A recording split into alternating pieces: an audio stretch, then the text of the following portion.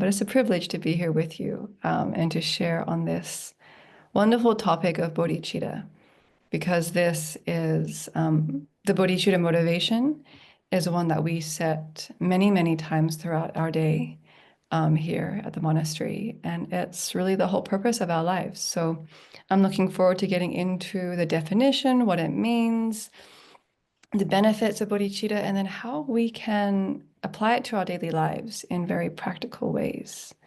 So that's kind of the plan today. And I'm also just wanting to rejoice in the kind of non-denominational space that I know that I'm coming into, where different traditions, different meditation techniques are all shared.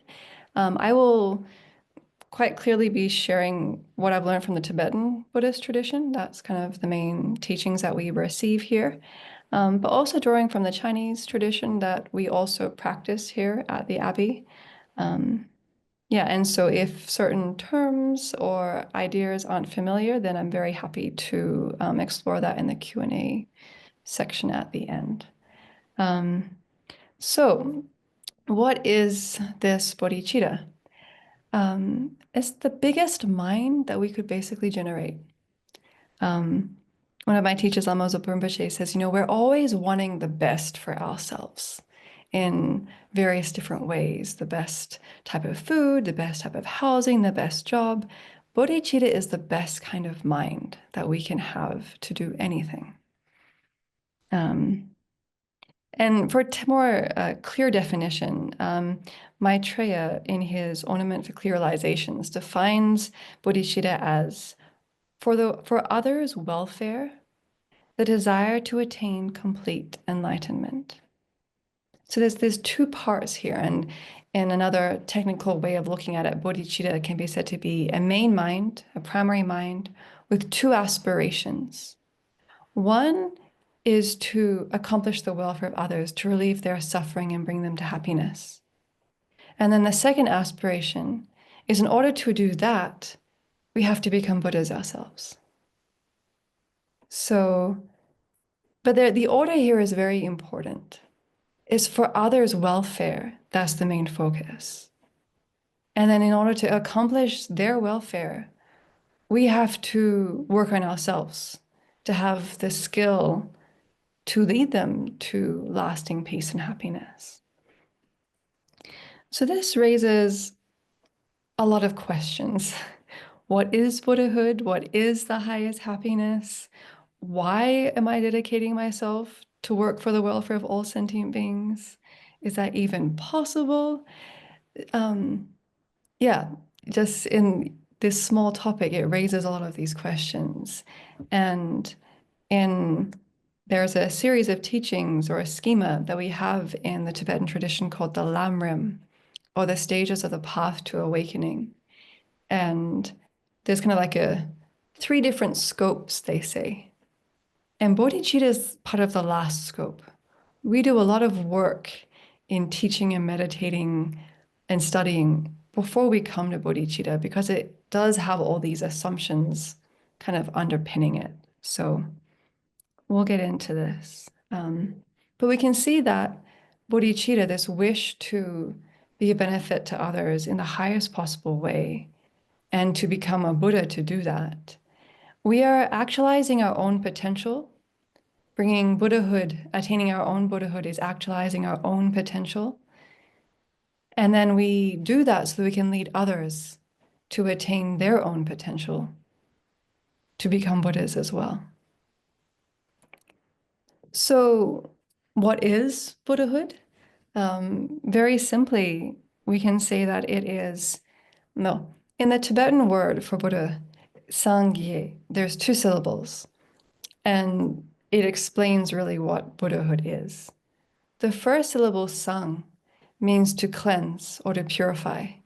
So one aspect of Buddhahood is to completely purify the mind of all negativities. All afflictions and all harmful actions motivated by them are completely eradicated. There's no more anger, no more jealousy, no more attachment, no more ignorance. And therefore, actions of body, speech, and mind motivated by that are completely gone. And then the second syllable, ge, means to expand, to bring to completion. And what are we bringing to completion? All good qualities, all beautiful states of mind like love, compassion, wisdom. And then all actions of body, speech, and mind are motivated by that. So it's complete perfection of the mind, and then complete perfection of the actions that flow from a mind that is just totally focused on the welfare of others. Because Buddhahood is only possible by having this motivation to accomplish the welfare of others. That's the sole purpose. So when we eradicate all faults from our mind and then bring these qualities to perfection, Buddhas effortlessly, continuously work for the welfare of others. So that's the state that we are aiming for with bodhicitta, so that we can have the skills necessary to help others. Because I'm sure in our own experience, we've all had situations where we tried to help and we made even more messes. We didn't know what to say. We thought we knew what to say, and then it didn't land very well. Or we don't know what to do, or the situation's seemingly too big. But when we purify our minds of the afflictions and grow our wisdom and compassion, then more and more possibilities open up to be of benefit. And to look at the state of what happiness means as well, where with bodhicitta, we are trying to free others from their suffering and lead them to happiness. But what does this mean? What type of happiness? It's not just sense pleasure. It's not just the happiness of this life. We're looking beyond that. I mean, one definition of Dharma practice is that it has to be looking beyond this life. The start of Dharma practice is looking beyond this life, looking for a good rebirth. And then beyond that, working towards liberation and full awakening.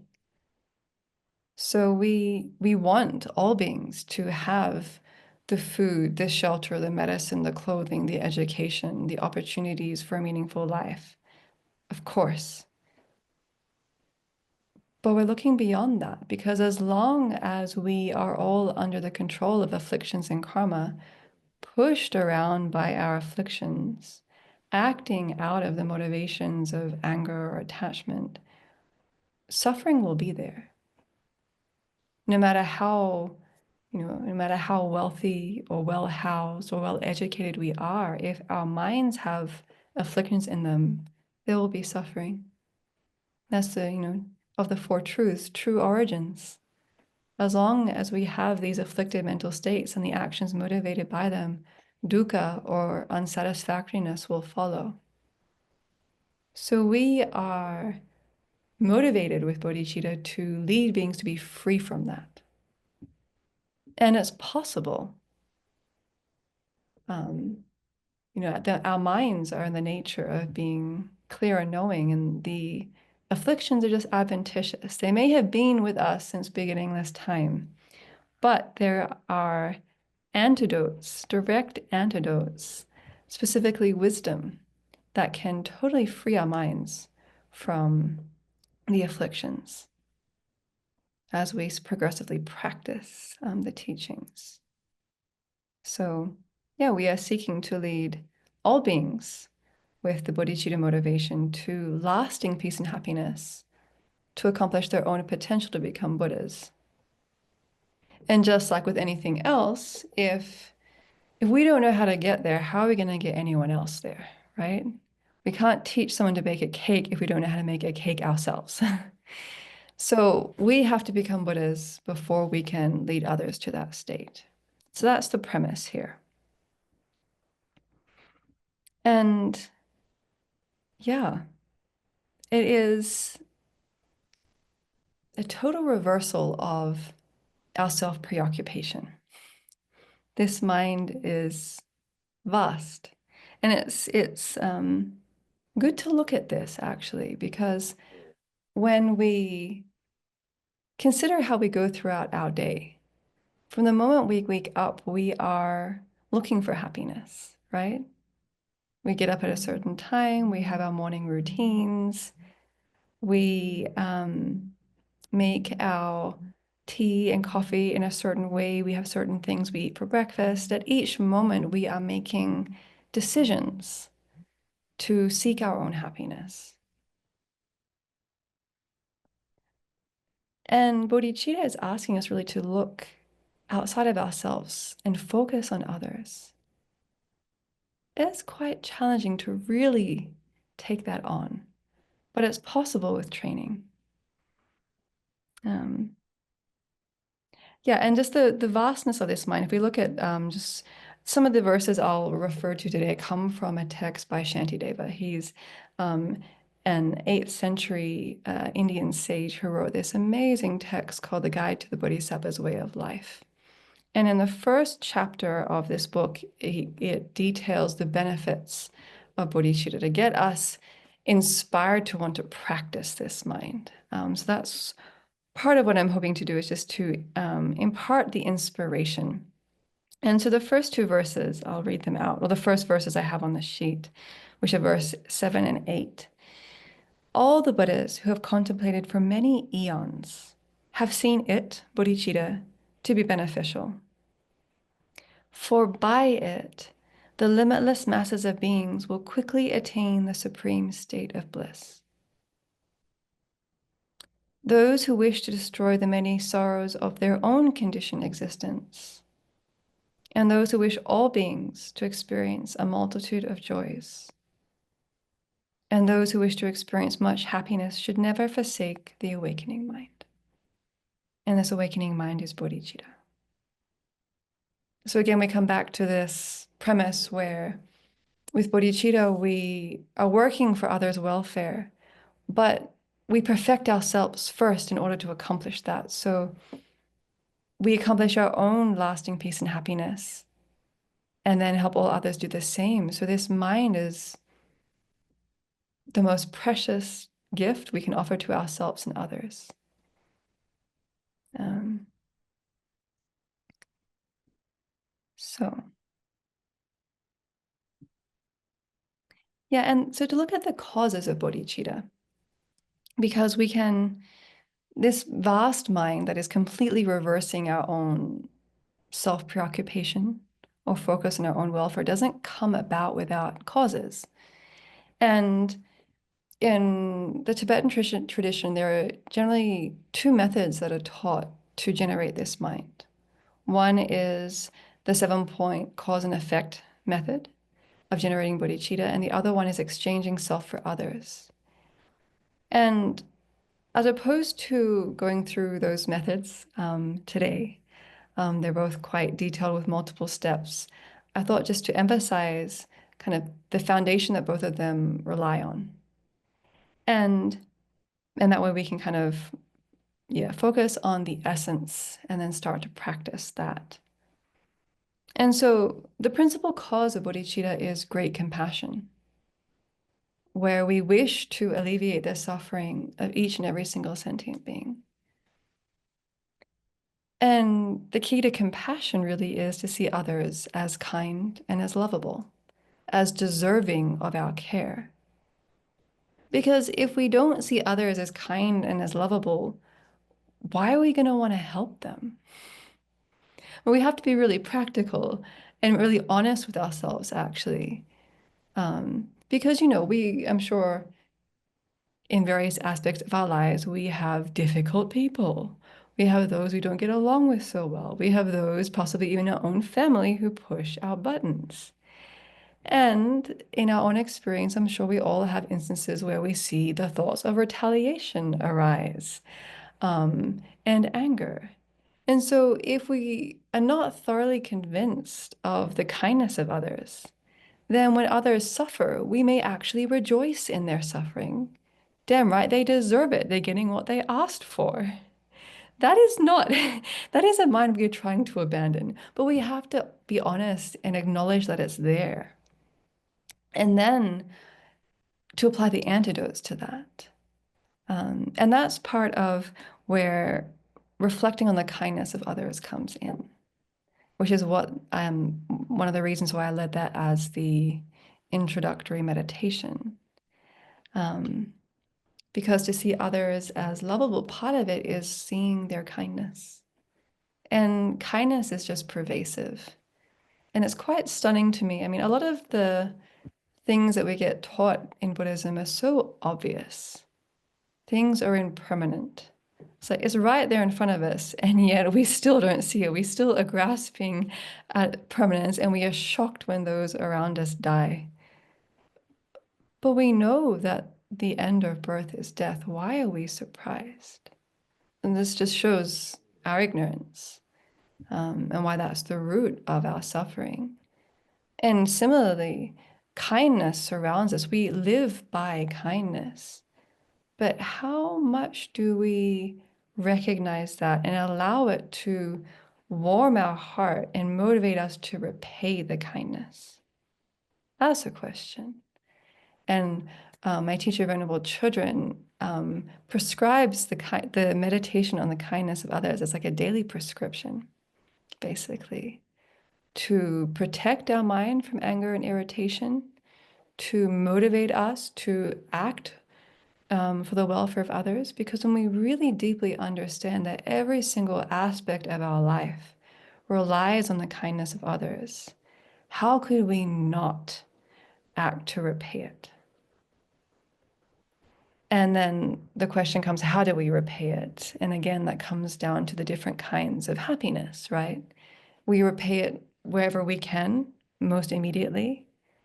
But the best way to repay it is actually through bodhicitta, through determining to liberate others from their suffering in a final way, to help them free themselves from their own afflictions and lead them to lasting happiness of Buddhahood. Mm.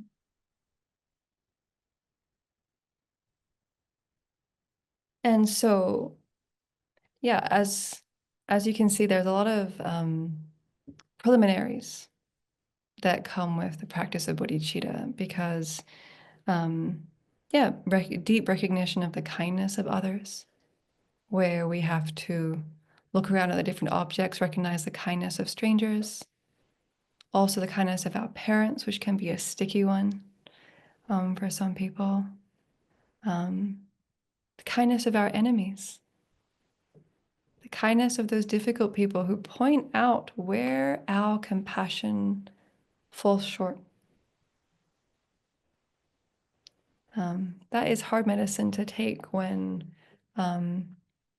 we see ourselves being harmed, but to turn it and to see that we grow through these instances. I'll touch a bit more on this later.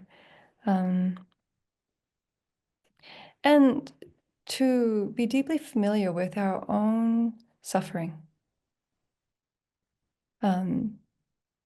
One teacher some of you may know, Geshe Yeshe Tapke. He's been teaching the Abbey for many years. He's 96, I think, and still teaching. Is an amazing teacher. But one thing when he was recently teaching us the Rice Seedling Sutra that he said, it really struck me. He said that bodhicitta is just an extension of your own renunciation or your own determination to be free. So when we are really clear of our own situation in samsara, that our samsara being this body and mind under the control of afflictions and karma, when we really see that having a mind pushed around by anger, attachment, ignorance, and then acting out with speaking in harsh ways, lying, or the various non-virtues that we do. When we see the craving mind and the dissatisfaction that just pervades, we really want to free ourselves from that. And then we just extend that understanding to others. Oh, that person is just like me. In every moment, they want happiness and not to suffer, but they also have a body that gets old, sick, and will eventually die. Every day, they have some form of mental or physical pain. They meet with things that they don't want to encounter: criticism, bad reputation, the print of failing just when you need it, lunch being burnt at a dinner that you're hosting, these small things that are daily inconveniences that give rise to different levels of dissatisfaction. But when we see that every other sentient being also, just like us, has his daily struggle with unwanted situations and this mind that is never satisfied and that will be again, die and be reborn and die and be reborn. Wow, we want them to be free too. So bodhicitta really rests on the clarity about our own situation and then extending that understanding to others. Because otherwise, it's just kind of a feel-good notion, right? Oh, I will liberate all sentient beings by myself alone. Why? If we don't really understand our own situation, I will, like, in the Four Great Vows, eradicate all afflictions. If we don't really understand the pain of those afflictions, are we really motivated to do anything about it?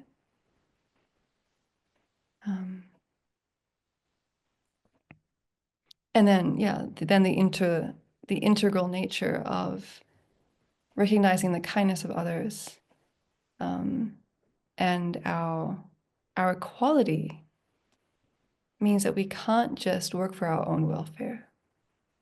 It would just be totally inappropriate to just free ourselves and leave others to figure out their own situation on their own. Yeah. And so then we have the methods to cultivate bodhicitta, the 7-point cause and effect meditations, the equalizing and exchanging other meditations, which both rely on compassion and recognizing the kindness of others. And so then we practice that step by step. And it's a long-term project to really turn the mind. But it's the most meaningful thing that we can do. And I invite you to investigate that in your own experience. Yeah, I think there's a natural inclination to want to be kind. I think America is one of the countries that where philanthropy and volunteering, the culture of volunteering, is one of the greatest in the world. There's this wish to reach out and help others. Of course, we have the afflictions and the greed that wants to make sure that we're taken care of, and we all have our limits of how far we'll go. And as practitioners, we try and stretch that. But to really check out, like, what is most satisfying? And, on our deathbed, what will be most meaningful? Is that we earned a certain amount, that we have so much in stocks that we're leaving behind for our children, or that we worked overtime? Or is it the most meaningful thing going to be that we acted in a kind way? We reached out to help others. We really dedicated ourselves to something bigger than just me, I, my, and mine. I think, at the end of each day, before we go to bed, when we take stock, if we move through the day with kindness and care, we have this kind of settled feeling in the heart, right? Whereas if we went through the day and someone asked for help and we brushed them off because we had our own thing that we needed to do, that was our priority, and we could not be flexible in that moment, holding on so tight to our own priorities. It doesn't really feel good afterward, right? Knowing that, just as we want help and support, we just walked away when someone else really needed us. It doesn't sit so well. At least I find in myself. Those are the things, I may not have even spoken harshly, but just turning myself away to focus on my priority because I'm so important. those are the things I really usually regret, and I have to go back to the person and say, I wish I had have said yes in that instance. I'm sorry. I'm trying to learn to be more flexible. Trust me. Hmm. And it's also good. One part of the series of meditations on bodhicitta also involves looking at the disadvantages of self-centeredness. This I find incredibly helpful. And because it's so obvious, usually afterwards, when we're in the thick of self-centeredness, usually the I is too big and important to listen to the more wisdom, reasoned mind. But afterwards, it usually gets a bit more clear. But the mind that circles around its own needs is a very narrow mind. And it's kind of like being in a dark room with no windows. It's kind of stuffy and uncomfortable. And opening up to the welfare of others or just relaxing the focus on the self. It's like opening, putting in some windows and opening it up and having some fresh air come in. So, oh, I can breathe again. And a lot of this is just loosening up the grasping on our own happiness. Um, and one thing that came to mind, an example, I'm not sure, maybe you can relate to this, but last year my parents came to visit from Australia, and I went to Seattle to meet them. And at the monastery, we don't buy food. We just eat what we are offered. We can't go in alms round because I don't know what the locals in Newport would think. And it's a long walk between houses. We're kind of in the country. Um, so people bring food to the monastery. There is a dedicated team that bring it each week, and guests that come. So we just eat what's there. One person or one or two people in the community, they cook. There is a buffet line. We have our alms bowls. We walk through. It's very easy. If you're not cooking that day, you have no choice about what you eat. You just turn up, you take what's there, and that's it. It's great. Um, but when I was with my parents, we're going out to restaurants for a few days. And so then you sit there with a menu, and it's just like, what will find me the most happiness? I found it so overwhelming. Just like all these choices, and what do I choose? And why is it so expensive? And it's just this, I could see the various afflictions in my mind arise. It's just like, I don't want to think about this, but just this mind that's trying to figure out what will get me the most happiness, or what restaurant do we go to? And there are many different situations in our lives where it's like this. We kind of spin around what's best for me. And it's uncomfortable and narrow. And when we make those choices just focused on me, um, that's often where problems arise, when we're not taking into account the broader impact of our actions or choices on others. Usually about something more important than what to have for lunch, but still. Um, yeah. And on the note of self-centeredness or selfishness, many of you maybe have heard the catchphrase, I guess, of the Dalai Lama, where he says, if you want to be selfish, be wisely selfish and take care of others. And this is actually backed up by a lot of research. Uh, Before ordaining, I worked in public health in research and health promotion. And uh, I can't remember their names now, but there are two British researchers who published a book called The Spirit Level. And they did a lot of big surveys cross country where they basically saw that in a country, if everyone was poor, like everyone was poor, and resources were kind of shared amongst others, people were happier. There was less violence, there was less teenage pregnancies, there was less theft. Basically, all the social marks that are ranged in terms of like a safe, happy society, where the equity, where there was more equity, people were happier and they were safer.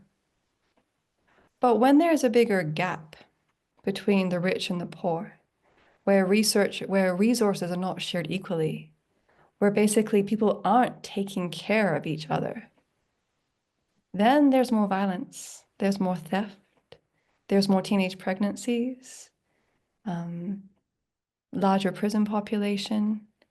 Because when people are poor and they don't have what they need in their daily lives, but they see others with excess, they're going to make noise because they're not happy when they see that gap. So practically just right here in this world, we can see that when we take care of others so that everyone has the opportunity just for physical needs to be taken care of, we all benefit. Yeah.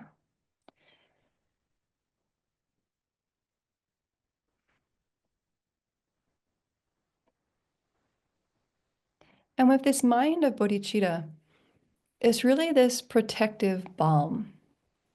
Yeah, in some of the remaining verses from Shantideva, verses 25, 26, and 36. I'll just read them. This intention to benefit all beings, which does not arise in others even for their own sake, is an extraordinary jewel of the mind, and its birth is an unprecedented wonder. How can I fathom the depths of the goodness of this jewel of the mind, the panacea that relieves the world of pain and is the source of all its joy? I bow down to the body of those in whom the sacred precious mind is born. I seek refuge in that source of joy who brings happiness even to those who harm. So we can see bodhicitta as this jewel of the mind because of its vastness. It's seeking the highest happiness for each being without exception. What is better than that, right? And it's a panacea because of the benefits that come from it. Because not only with bodhicitta do you seek to benefit sentient beings right now, to work in whatever way we can with our circumstances. We all have different circumstances, but we try to benefit others however we can immediately. But in the long term, we are going to relieve beings of all sufferings in a final way, to lasting peace and happiness, where the word, sometimes in the scriptures, the way it's poetically phrased, the word suffering doesn't even exist. So in that way, it's this precious jewel to cultivate within ourselves. That is a panacea for our own ills and sufferings, but also for others.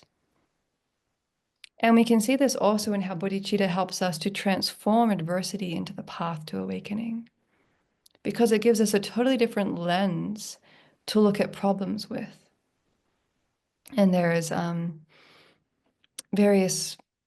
there's a tradition of teachings called mind training or lojong in the Tibetan tradition that teaches this extensively. But the essence is that with bodhicitta, we can see everything that we experience as a way to lead us forward on the path. Because, if we see in ourselves afflictions, harmful behavior, then we can strengthen our motivation to transform that.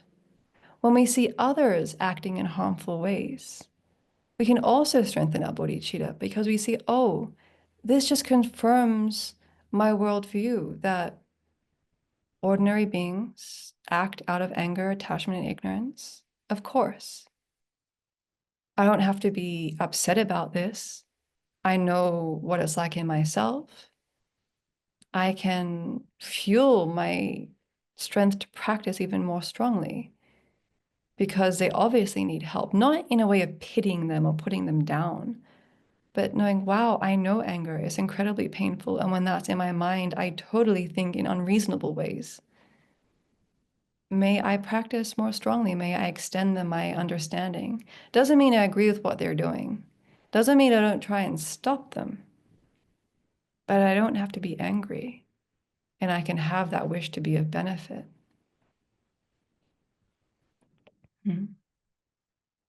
And it also gives us this strength where,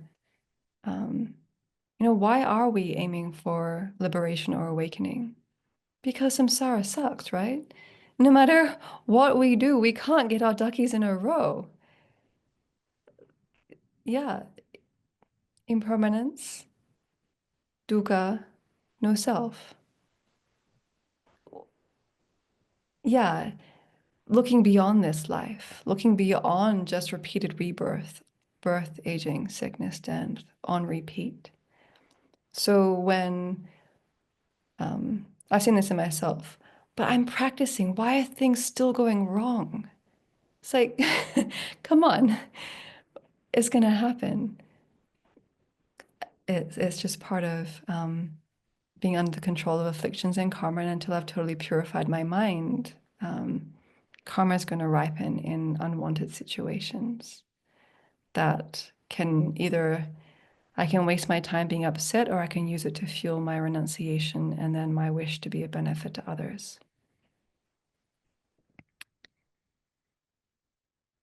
And so there's, with many of the topics in Tibetan Buddhism, they have an approach of talking about the advantages and disadvantages of things. So the benefits of bodhicitta are extolled in very extensive ways. So I just thought to share a few that I find very inspiring.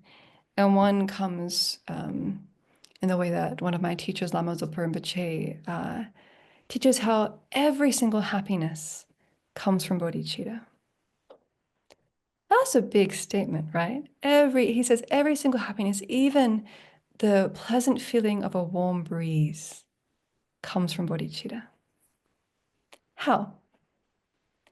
Well, if we have taken on the idea of karma, that we only experience what we create the causes for, that all our pleasant experiences of body or mind are the ripening result of good karma, and all unpleasant experiences are the result of past negative karma we've created,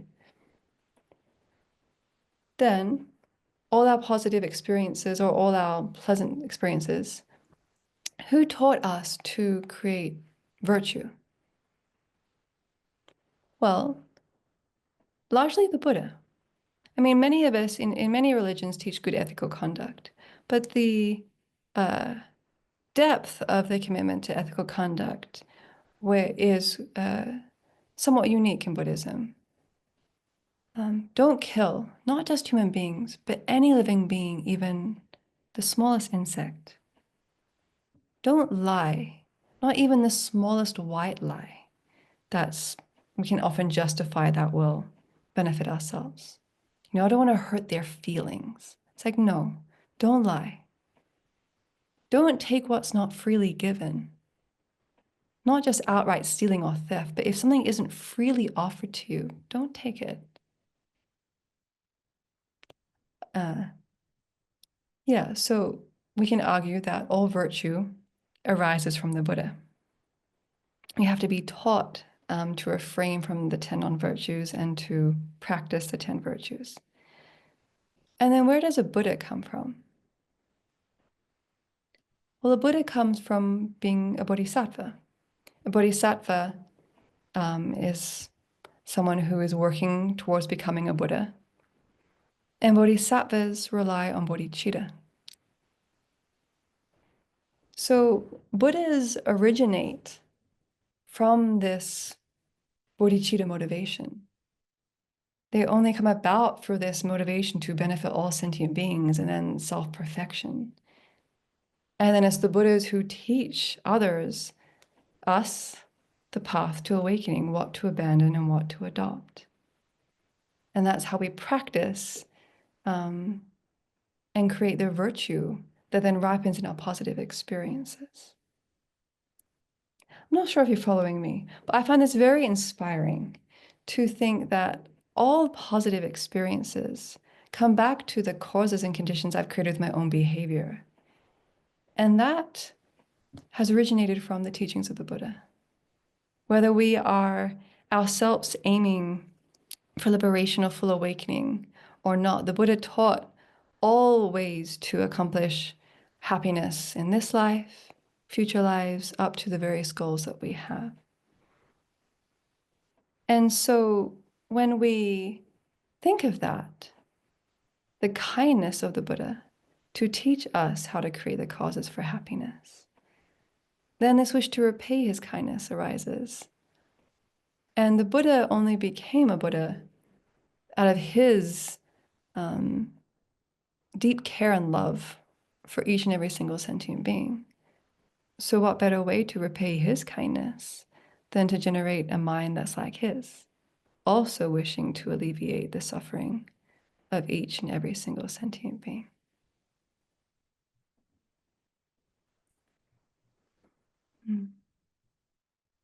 And so, how much time do we have? Maybe to make it grounded in our daily experiences. Yeah, because this motivation can possibly seem big, untangible. What does this mean for me in my day-to-day life? So at the Abbey, we train with waking up with 3 motivations. Today, I will do no harm to myself or others with my body, speech, and mind. Today, I will be of benefit to others wherever I can with my body, speech, and mind. And today, I will keep coming back to this motivation of bodhicitta so that that motivation pervades every action of my body, speech, and mind. So it takes some time, but it's quite possible to wake up with these thoughts in your mind or to set that motivation when you get up. And then when we gather in the meditation hall and sit for our morning practice, we also reset those motivations together as a group. And then we have different points in the day where we also pause and reset our motivation.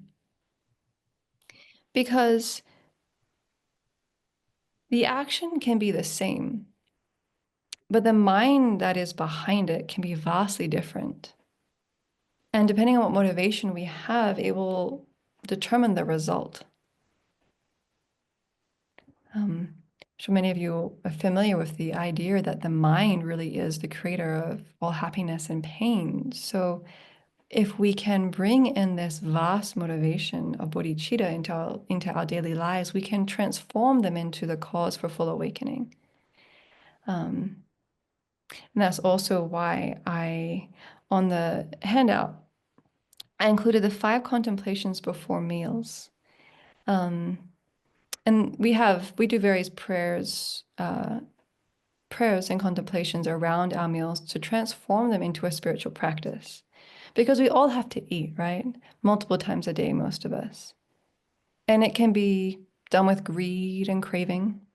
It can be done with a very neutral mind. Or we can eat with compassion and with this wish that we are really only eating to be a benefit. Because when we sustain our body, we are sustaining our body so that we can then help others to keep practicing this path, to keep on with our spiritual development. So yeah, there are 5 contemplations here. We recite these out loud, pause and contemplate them before we go for lunch every day. And then we eat a half of our meal here in silence, and then there was a bell rung, and then we engage with each other halfway through the meal. But we're encouraged during that silence to actually be continuing to contemplate these as we eat. So, first, I contemplate all the causes and conditions and the kindness of others by which I have received this food. Most of us did not grow the food, package it, sell it. There are countless beings involved in us being able to have the meal that we have. Do we recognize that? When we really take it to heart, then again, this wish to repay the kindness arises. And then the question of how. And then the 5th contemplation here, I contemplate the aim of Buddhahood accepting and consuming this food in order to accomplish it.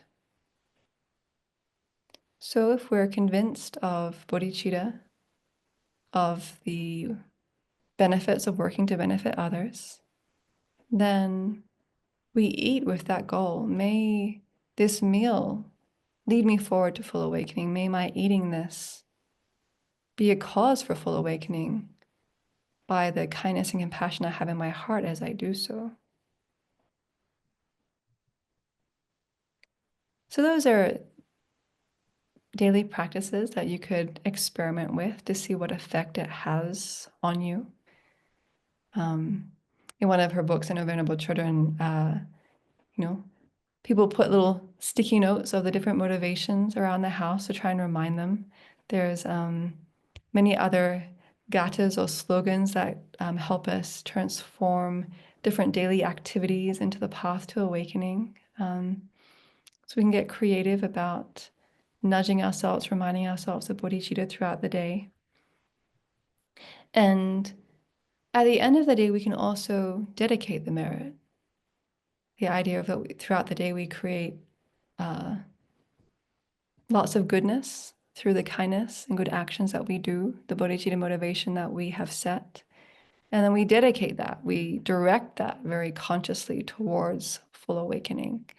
And there's a beautiful dedication here from Lama Zopa Rinpoche that I put on the resource that I actually like as a motivation at the beginning of the day because it kind of directs me that way. But it can also be a dedication to be done at the end. And it also shows the complete reversal of the mind of self-centeredness, self-preoccupation that bodhicitta is.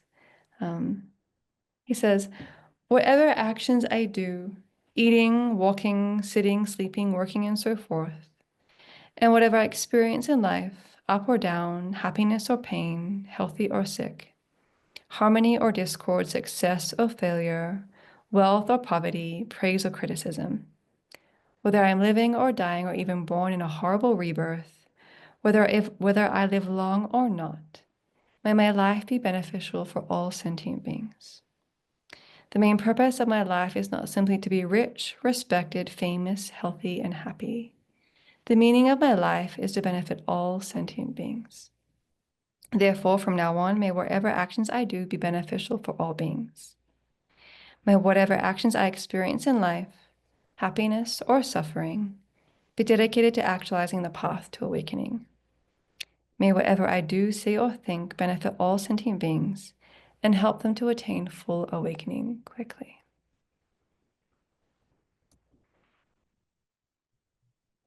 So I have talked a long time. I think now might be a good point to open it up to questions or any comments. I can't really see so much the faces of those in the dojo, but yeah, I really welcome comments, questions. Thank you so much, Venerable. You're welcome. We will. I'll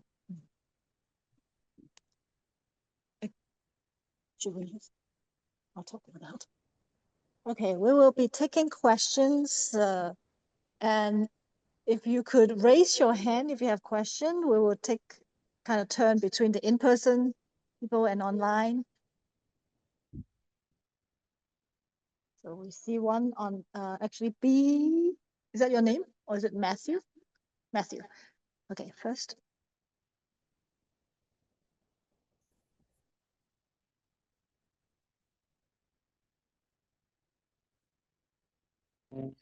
Okay. Can you hear me, Venerable? Yes. Thank you. If you think it's appropriate, would you be willing to talk a little bit more about the kindness of enemies or difficult people? Sure. Yeah. This is a hard one, but we can see how, in my own experience, I can think I'm doing okay in my practice sometimes. I've been working with anger, I've been applying the antidotes, I'm doing okay. And then someone decides to criticize me and to seemingly without any reason point out all these faults that they think that I have. And I am left there totally indignant, furious at being blamed in front of everyone. And all this is arising, right? Then I get to see the edge of my practice. Oh, reality check. Still got a problem with anger. Okay. That's actually an incredible kindness. Maybe they didn't intend it that way, but I can see the kindness of that merely labeled enemy by showing me where I need to do more work in my practice. That's how I'm going to grow, because otherwise I can delude myself in thinking that I've made progress or a problem with anger. The guests that come to live with us, or some of the monks and nuns who live here, it's like, I didn't think I was an angry person. And then living in community with 20 other people who don't cooperate with what we want and say, oh, okay, I see my anger now. Then we get to work with it. Then we know what we need to do. I mean, that's on a kind of one-on-one situation where we can kind of see like small scale stuff. Then there's the bigger stuff. I mean, how on the political or worldwide scale, where we see decisions being made where there's actually a lot of harm to others that are coming in terms of loss of jobs, loss of ability to pay for healthcare, loss of access to food sources. It's easy to put those in the decision-making power there into the enemy box. It's like, how am I meant to see that person as kind right now? Really? They are the force behind incredible harm that I am really unhappy about. Don't you see that these people are suffering? Then I would say that the kindness that we are seeing is not the immediate outcome of what they're doing, right? We're not saying that a decision maker who cuts aid off to something that where people's access to food, that they're being kind in that. No. But we can see that when we have to work with our mind to dig deeper into our compassion for everyone involved in that situation, we can see it as kind in that way. That, oh, this situation and that person is giving me the opportunity to grow, because I have to look more deeply at what compassion means, to strengthen my heart, to see that everyone involved is deserving of my compassion, and the confusion that is motivating someone to act in harmful ways, I can separate the person and their actions. That's something that's very clear. It's like there's no evil person, right? There's no bad person. There's a person who does harmful things, right? All of us have the Buddha nature. All of us can totally free ourselves from anger, attachment, ignorance, and actions motivated by them. So we can't condemn the person. We can condemn the actions. Yeah, is that making sense?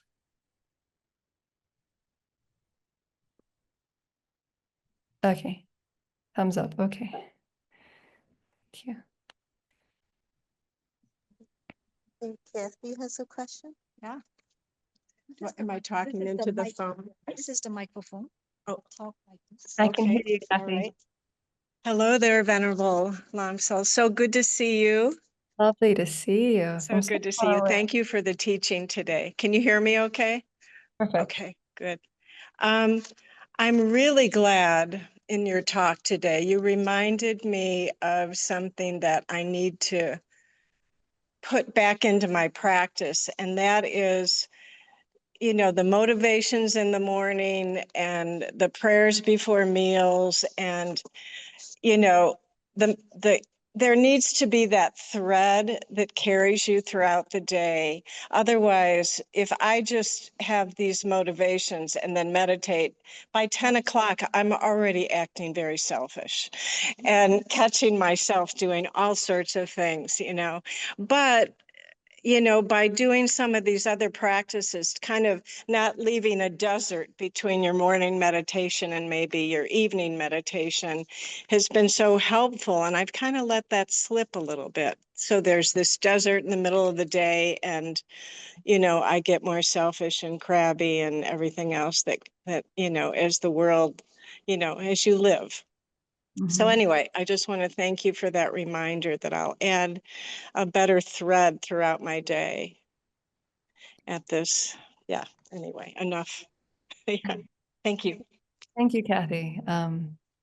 Yeah, thank you for mentioning that because that's exactly right. It's not just bookending our day with morning and evening meditation is amazing. That itself is a transformative practice. And that's what we do here. But we can't leave all the hours in between that as a desert, as you say, or expecting that the motivations that we set in the morning to carry us through the whole time. I'm not at that level yet, but it's more taking those pauses. And I wanted to recommend this little book here. It's called The Compassionate Kitchen by Venerable Chodron, our abbess here. And it details all the ritual, you could say, that we do around meals.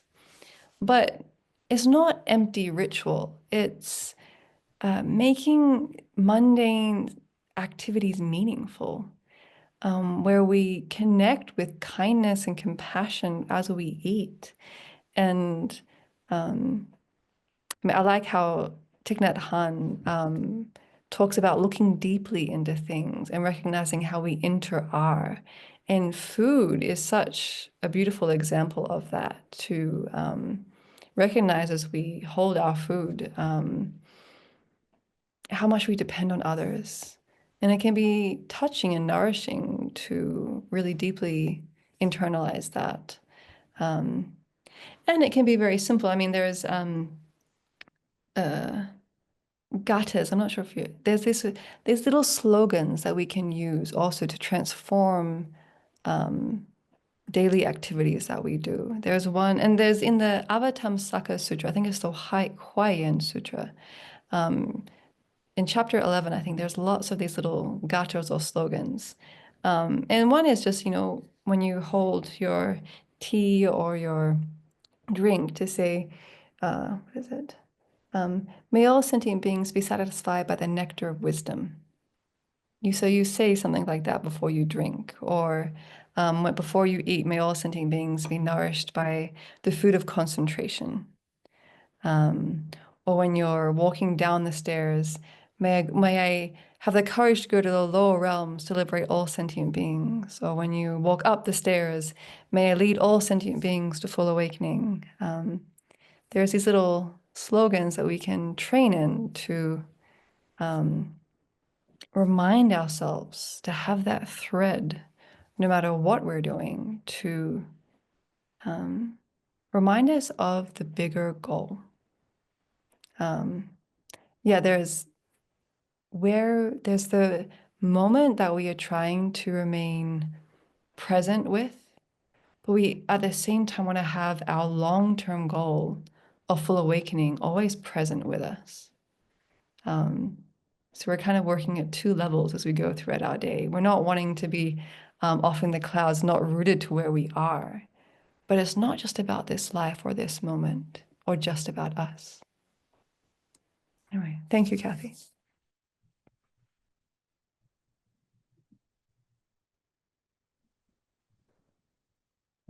Okay, any other question? Oh, there was one here.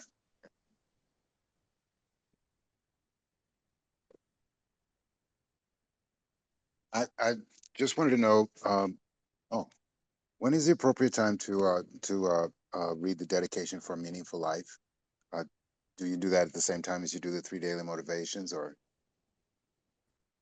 Anytime you want. I often like doing it at the end of my morning practice. So, yeah,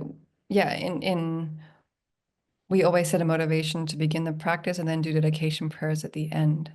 So I like doing the dedication for meaningful life kind of at the end of my morning practice so that I remind myself before I really get involved in the day's activities why I'm wanting to do them. It's not about praise, it's not about feeling good, it's to be a benefit. Yeah, and on certain days here, every new and full moon, we take like the 8 one-day precepts as a community. Eight Mahayana precepts. And so we do the special dedication prayers after the 24 hours of that. And we often recite this prayer then as well. So, but you could pick a point in your day when you know that would be good time to reset, press the reset button and have this ready to do that.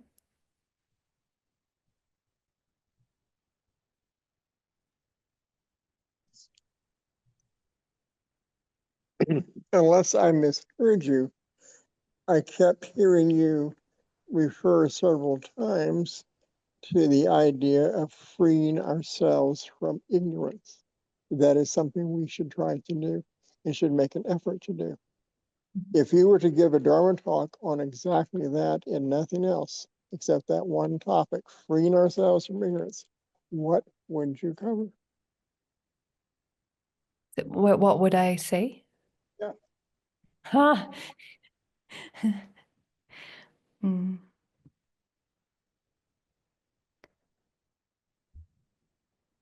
Well, ignorance is the root of all our problems, right?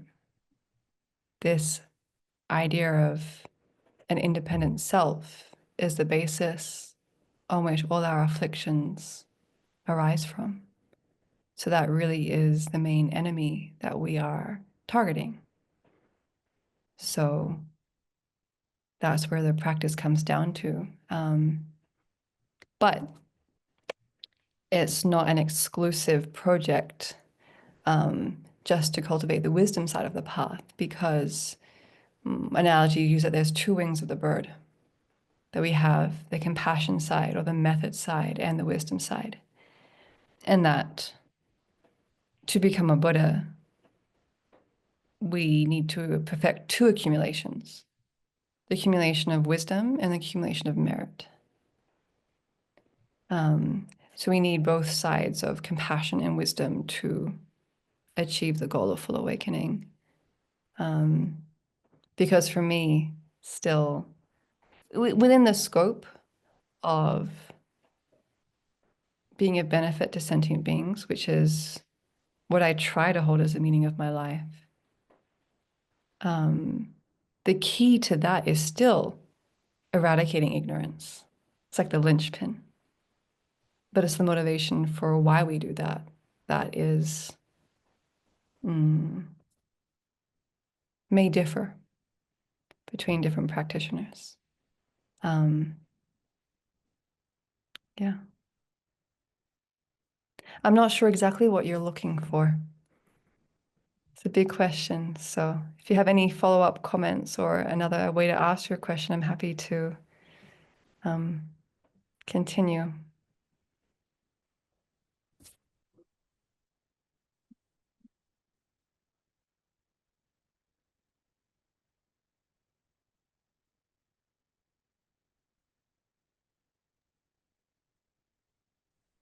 I like that you mentioned compassion and wisdom, and that keeps it a little easier to do. I think.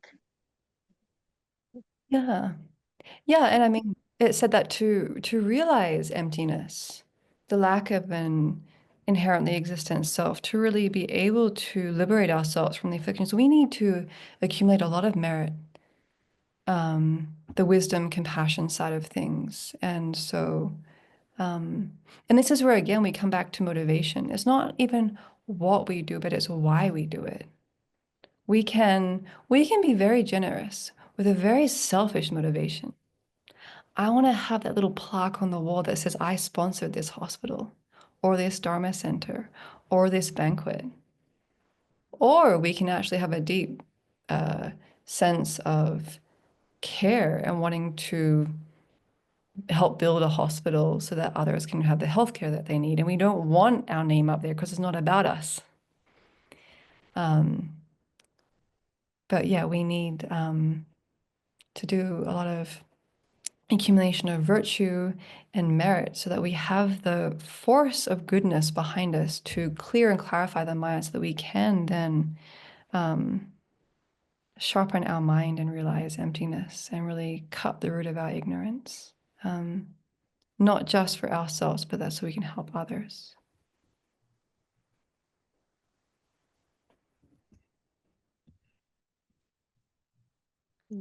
Any other question we have? So the event is, although officially ends at 5:30, it is 5:28 Central Time. The Venerable has actually kindly agreed to stick around if you have more questions. But for those who do need to jump off or leave at at the half hour, maybe this is your chance to ask your questions Or just any comments, or if anything wasn't. online or in person.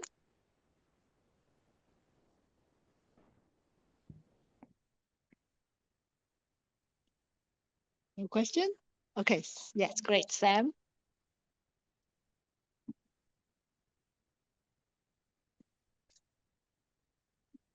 Thank you so much, Venerable, for speaking with us today. This has been a really, really given me a lot to think about and very, very useful content to kind of contemplate here. I'd be curious to hear your perspective on maintaining kindness in, conversations or, interactions when you're not necessarily receiving kindness back from the other party.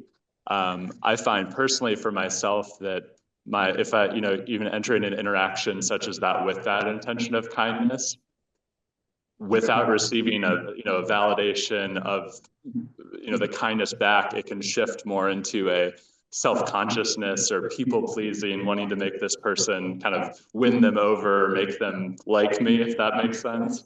And so I'm just curious, it's like how maintaining that kind of directional kindness with maybe a difficult or challenging person on the other side. That's a very good question.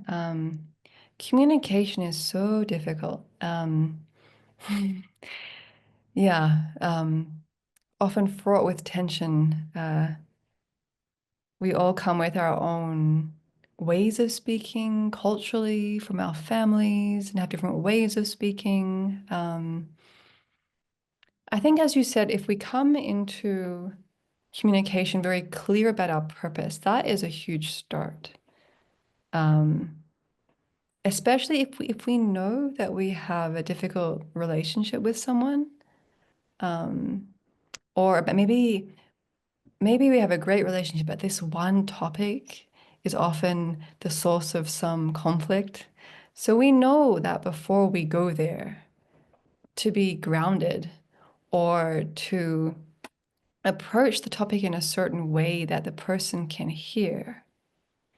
We practice nonviolent communication at the Abbey by Dr. Marshall Rosenberg, where there's ways that we talk about feelings and needs and making requests. There's like a way that we can connect with others at a level of empathy, where we are not making demands of others, but trying to actually maintain a connection. And it can be clunky at first when you first learn it. I'm feeling sad because and I'm needing safety in this situation, or there's a formula that can be clunky at first. But when we learn it and practice it, it can be very healing. And part of it is actually not even expressing our own needs or feelings, but guessing what the other person is feeling or needing. So, you know, if a situation arises, for example, where I'm getting criticized by something that maybe I didn't even do. It's like, and the other person's yelling at me, you know, the kindness isn't there. It's like, why did you do this? It's like, oh, a bit, I see that you're a bit frustrated right now. Or, oh, I'm sorry. I see that you know, this action wasn't so helpful right now. Are you okay? Like turning it back and getting curious about the other person and opening the conversation up yeah, something like that I often find helpful. But to have the defenses down is difficult, right? To not, especially in unexpected situations. I often find part of analytic meditation, I'm not sure how much analytic meditation folks have done before, but this is part of our tradition here. And we are encouraged to role play things on the cushion. So, say a conversation doesn't go so well. The next morning, that's what I'm going to sit with. I'm going to replay it, not replay my anger or my frustration, but think of how could I have done that differently? Where did it break down? Did I have to get angry in response to that? What else could I have said? Was I seeing the situation clearly, or did I interpret what was being said in a totally different way than what the other person was actually trying to say? And then by practicing doing it, then I imagine doing it in a different way. And then the next time when that situation or some variety of that situation comes up, I have other options because I've practiced them. Not even in real time, but, you know, on the cushion, it's still practicing. And that familiarity of speaking, responding in different ways, it transforms how we actually interact with people. So, yeah, I would encourage to in part of your meditation practice to go through these situations that haven't gone so well before, and think of different possibilities. How could you have responded in a different way? What would that feel like? What would you say? Imagine saying it to that person. It can bring healing actually to do that, to resolve any resentments that might be there from the past, and it fuels you to go forward in a positive way as well. So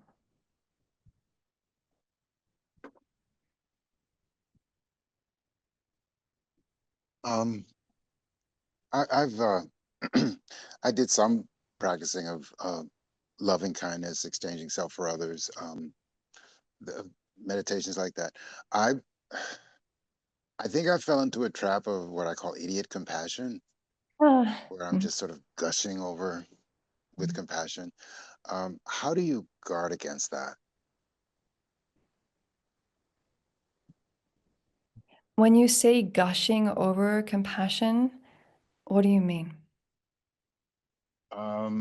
Sometimes I want to help even though there's no help needed, or um, you know, offering to do things even though people don't necessarily, not that they don't want it, but they haven't asked for it, or they don't feel they need it. Mm. Yeah, I mean, I think someone mentioned just in the question before about people pleasing, which, you know, we want connection. We want others to like us. We want to be in good relationship. But the people pleasing motivation is actually not about the other person, it's all about us. I want them to like me. I want them to know that I'm helping them. Yeah, I want the benefits that will come from this. So compassion really is other focused, right? We're wanting to relieve the definition is wanting to relieve others from suffering and its causes. It's not self-focused. So if nothing needs to be done, then we wish people well, we don't have to interfere. And then we have to sit with our own compulsion to want to inject ourselves into a situation where we're not needed. That's difficult, but we'll learn a lot by kind of like, why am I trying to get involved here? What am I needing? Let's sit with that a little bit. Yeah. That's what's coming to mind right now.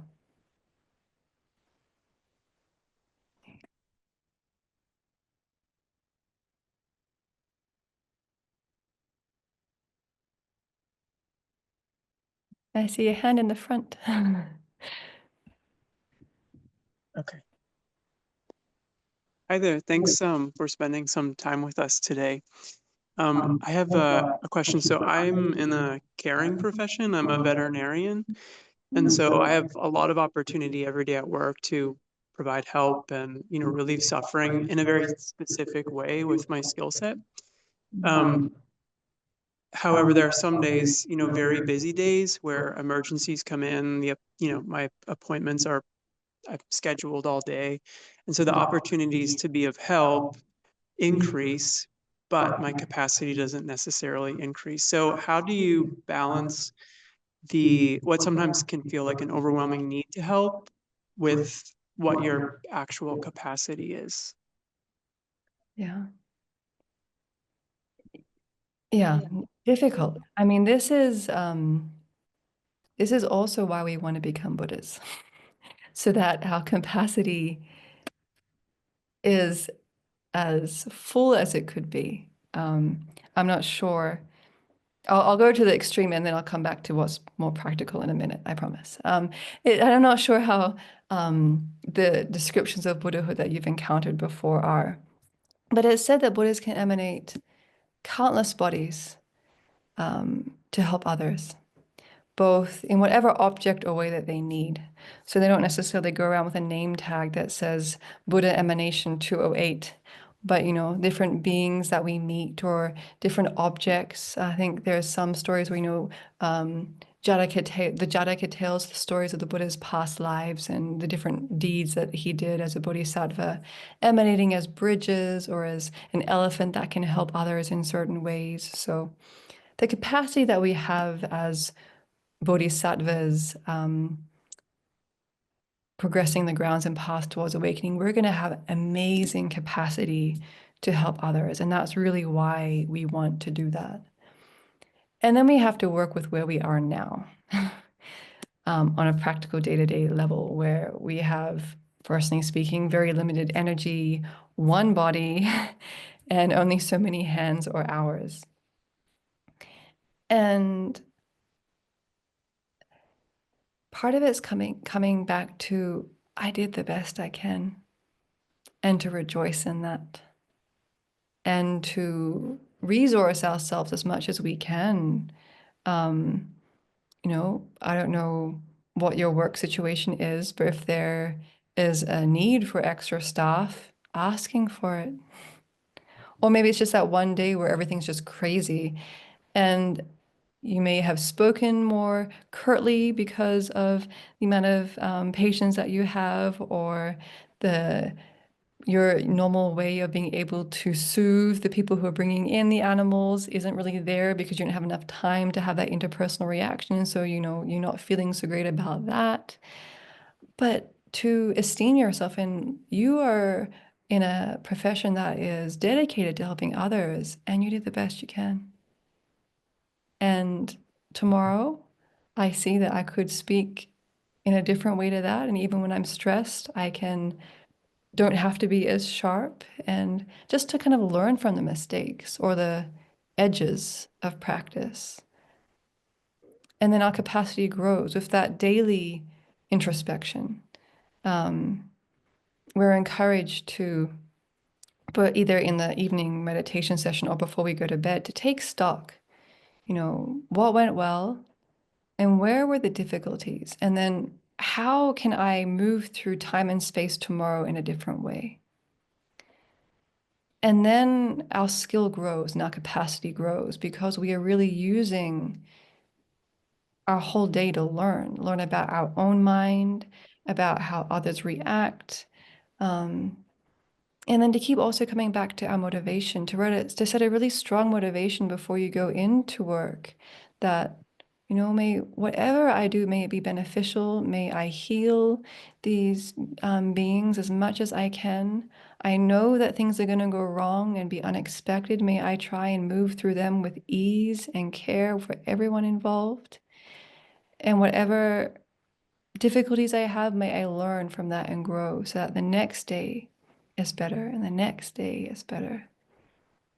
And putting in within that bigger framework of if you have that view, multiple lifetimes in bodhicitta, then you can kind of let go and you do the best you can. That makes some sense?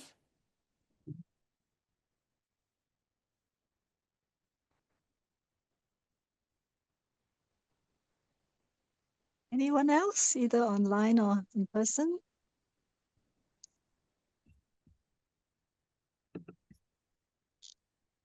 Okay, if no more questions, then we want to really thank the Venerable. I just want to say that, so we got connected with the Venerable serendipitously, actually through a bit of a misunderstanding. If you're interested in that story, ask us later. But even so, through emails, without knowing us at all before, we're total strangers, when we asked, hey, we have met now, would you ever be interested in giving a talk to our group? And she said yes. And I think that is just a natural manifestation of bodhicitta on the Venerable side, the wish to benefit all sentient beings. In this case, it's benefiting us. So thank you so much, Venerable. This has been wonderful. Great. Yes, that's right. Thank you. Let's if we could maybe join palms and bow to the Venerable 3 times.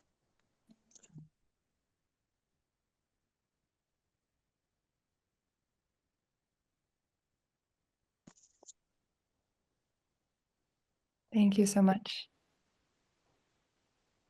Thank you. And so do check. Why does it do that now? Do check out the Shravasti Abbey's website, and they hopefully will one day be able to visit. Yeah, you're welcome here anytime. We have many courses and throughout the year and also just to visit. So you're all welcome to make the journey to Washington State and come visit and spend some time. So Are there online options? yes, there are some online retreats. There's actually a retreat coming up with Venerable Semke and Jigme this coming weekend, actually. It's Courageous Compassion. Standing Up for Compassion is what it's called. It's for a day and a half retreat online. There'll be guided meditations as well on Zoom. And then there's other offerings throughout the year. But coming in person is always best, if possible. But there's things offered online. Yeah. Thank you, Venerable. All right. Have a wonderful day.